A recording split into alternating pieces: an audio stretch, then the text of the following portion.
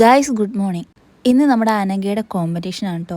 അപ്പോൾ അതിനായിട്ട് രാവിലെ തന്നെ ഞങ്ങൾ എല്ലാവരും എത്തിയിട്ടുണ്ടായിരുന്നേ. നമുക്ക് 10 മണിക്കാണ് കേട്ടോ കോമ്പറ്റീഷൻ. അങ്ങനെ എല്ലാവരും രാവിലെ തന്നെ അനഘേൻ്റെ വീട്ടിലെത്തി. എൻ്റെ കുട്ടിയുടെ ആത്മാർത്ഥത നോക്കിയേ. അങ്ങനെ ഏകദേശം ഒരു 9:30 ആയപ്പോഴേക്ക് റെഡിയായി കഴിഞ്ഞു. ഇതേ ആ ഒരു ടൈം ആയപ്പോഴേക്ക് നമ്മുടെ അനന്യക്കുട്ടി വന്നു. അപ്പോഴും ഇവിടെ ഒരാൾ ആത്മാർത്ഥമായ പണിയിലാണ്. അങ്ങനെ റെഡിയായി കഴിഞ്ഞിട്ട് കുറച്ച് പേര് കാറിലും പിന്നെ ഞങ്ങൾ കുറച്ച് പേര് സ്കൂട്ടിയിലുമായിട്ട് പോയി. ഈ 3 പേര് വെക്കുന്നത് വേറൊന്നും കൊണ്ടല്ല കേട്ടോ, വീടിൻ്റെ തൊട്ടപ്പുറത്ത് തന്നെ കേട്ടോ സ്കൂള്. അതുകൊണ്ടാണേ. അങ്ങനെ സ്കൂളിൽ ചെന്നപ്പോഴേ അവിടെ അടുത്ത ആത്മാർത്ഥത. അങ്ങനെ ഞങ്ങൾ പ്രോഗ്രാമിന് വേണ്ടി വെയിറ്റ് ചെയ്ത് ബാക്ക് സ്റ്റേജിലിരുന്നു. ഓൾക്ക് നല്ല ടെൻഷൻ അടിച്ചിട്ടിരിക്കുകയാണ്.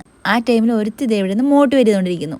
അങ്ങനെ അവൾ മോട്ടിവേറ്റ് ആയി. പ്രോഗ്രാം അടുക്കുമ്പോഴേക്ക് ഓളുടെ ടെൻഷൻ കൂടിക്കൂടി വന്നു. അങ്ങനെ എല്ലാം പെട്ടെന്നായിരുന്നു. കോമ്പറ്റീഷൻ കഴിഞ്ഞ് ഫസ്റ്റ് മേടിച്ചു. അങ്ങനെ അത് കഴിഞ്ഞ് ഞങ്ങളതേ ക്യാൻറ്റീനിൽ വന്നിട്ട് സമോസയും കോഫിയും ഫ്രൂട്ടിയൊക്കെ കുടിച്ചു. അങ്ങനെ അവിടുത്തെ കുറച്ച് നേരത്തെ ഡിസ്കഷന് ശേഷം നോക്കിയപ്പോൾ ചേച്ചി എന്നൊരു വിളി. ദേ നിൽക്കുന്നു.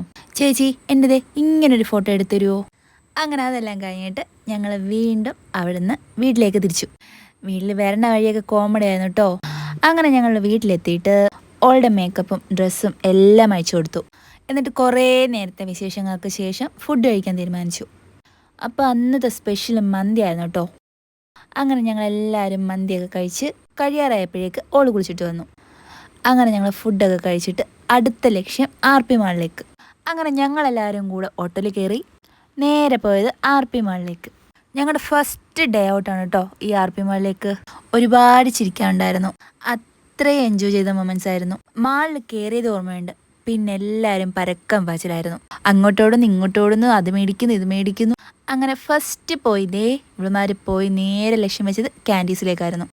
അങ്ങനെ അവിടുന്ന് കുറേ പൈസ പൊട്ടിച്ച് അല്ലറ ചില്ലറ ക്യാൻഡീസൊക്കെ മേടിച്ചു.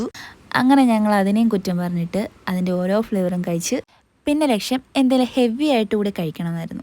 വീട്ടിൽ നിന്ന് ഓൾറെഡി മന്തി കഴിച്ചു, എന്നാലും മാളിലൊക്കെ വന്ന സ്ഥിതിക്ക് എന്തെങ്കിലുമൊക്കെ കഴിക്കണമല്ലോ. അങ്ങനെ ഞങ്ങൾ മെനു കാർഡ് നേരെ 5-2 കൊടുത്തു.